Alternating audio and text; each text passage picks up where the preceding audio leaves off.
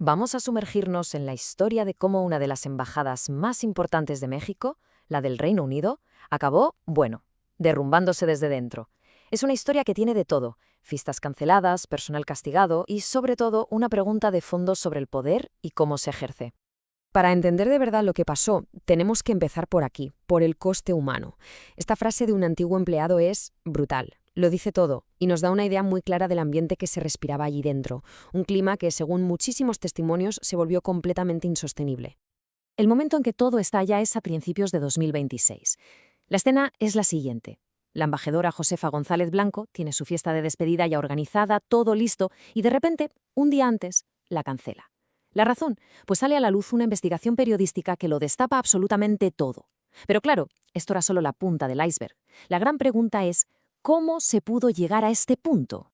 Vale, pues esa fiesta cancelada fue la chispa que lo encendió todo de cara al público. Una investigación del periódico El País había sacado a la luz un montón de denuncias contra la embajadora por maltrato sistemático y una gestión, como poco, desastrosa.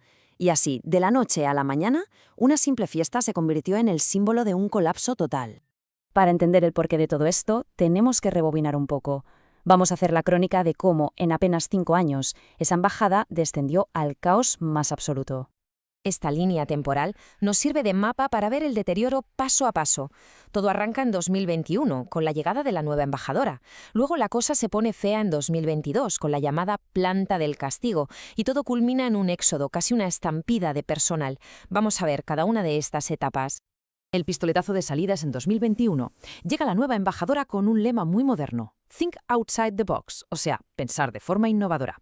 El problema es que, según los trabajadores, esa innovación se tradujo en una rotación de personal constante y arbitraria. De repente, gente experta en economía acababa en turismo, o gente de cultura en asuntos consulares, una práctica que muchos describieron como una forma de castigo, de degradación profesional. Es que hasta la propia arquitectura del edificio se convirtió en una herramienta de control, alucinante. La escalera principal, por ejemplo, era de uso exclusivo para la embajadora. Y la última planta, la última planta se convirtió, según denuncian, en la zona de los congelados. Empleados que caían en desgracia, a los que se aislaba y se les impedía trabajar. Una auténtica segregación, tanto física como psicológica. El ambiente de trabajo que se describe es asfixiante. Los testimonios hablan de que les vigilaban los correos, de presiones para que acusaran falsamente a otros compañeros y hasta de cosas tan surrealistas como la obligación de ir a las fiestas de la embajadora o de apuntarse a cursos para hacerle mejores fotos. Un nivel de control que desde luego iba mucho más allá de lo profesional. Aquí se ve muy claro el supuesto cambio de prioridades. Vamos a ver, la misión de una embajada es algo muy serio: proteger a sus ciudadanos, cuidar las relaciones entre países, pero según una fuente interna, la gestión de repente pasó a medirse por los likes en Instagram. Una trivialización total de la diplomacia. Y claro, el caos administrativo llegó a extremos que parecen de chiste. Por un lado, se detectó un aviador, que es como se llama a alguien que cobra un sueldo público sin ir a trabajar durante casi un año. Y por el otro, a una persona que estaba representando a México en un organismo internacional, se le negó su sueldo después de un mes trabajando. O sea, un sinsentido. Pero detrás de todas estas cifras hay historias personales.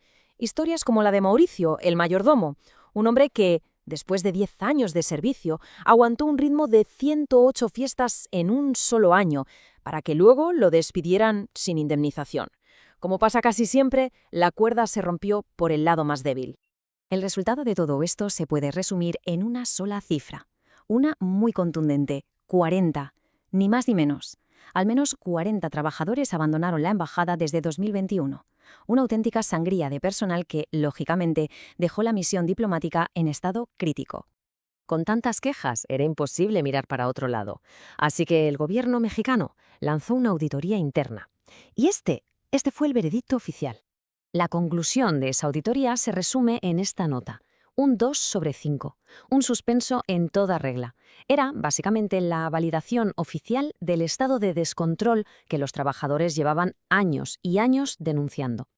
El informe es, sencillamente, demoledor. Habla de deficiencias críticas en todas las áreas.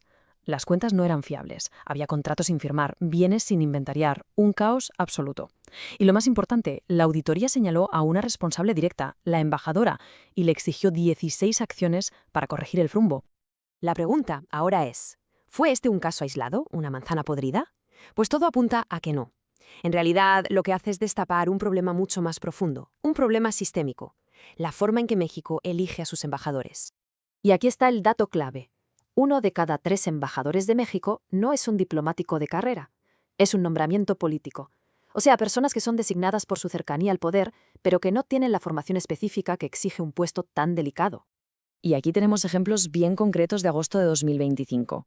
Un ex subsecretario de Minería en Alemania, un ex gobernador en Canadá, un ex secretario en China y hasta exdiputados en El Salvador y Argentina. Son nombramientos que, aunque sean legales, plantean una duda muy seria sobre si son las personas más idóneas para un cargo tan especializado.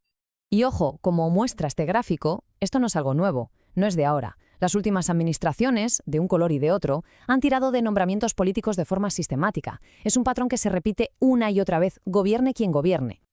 Y aquí está el quid de la cuestión. Entender qué es lo que se está saltando con estos nombramientos. Para llegar a ser embajador de carrera se necesita de media más de 20 años de servicio. Hay que superar exámenes durísimos, formaciones, ir subiendo por 7 escalafones. Es una vida entera de especialización y mérito que choca frontalmente con la designación a dedo. Así que llegamos a la pregunta del millón. Después de todo el escándalo, de la auditoría, ¿hubo consecuencias? Pues aquí es donde la historia se tuerce de verdad. Y nos encontramos con una contradicción que es flagrante. Por un lado, la presidencia defendiendo la gestión de la embajadora. Y por otro, el propio Comité de Ética de la Secretaría de Relaciones Exteriores diciendo todo lo contrario. Dos versiones totalmente opuestas dentro del mismo gobierno. Esta cita de un exdirectivo de la Cancillería lo clava. Lo resume a la perfección. Pensemos en ello. Si un embajador es un nombramiento político con línea directa con la presidencia, en la práctica no responde ante la estructura diplomática. Y es justo lo que dice la cita. No rinden cuentas a nadie y se sienten intocables, porque en gran medida lo son. Tremendo. Y con esto cerramos. Porque el caso de la embajada en Londres no es solo una anécdota de caos y mala gestión, es el reflejo de un problema mucho mayor. Y nos deja con una pregunta fundamental en el aire. Si los que tienen el poder, puestos por el poder, se sienten intocables, entonces, ¿quién les pide cuentas?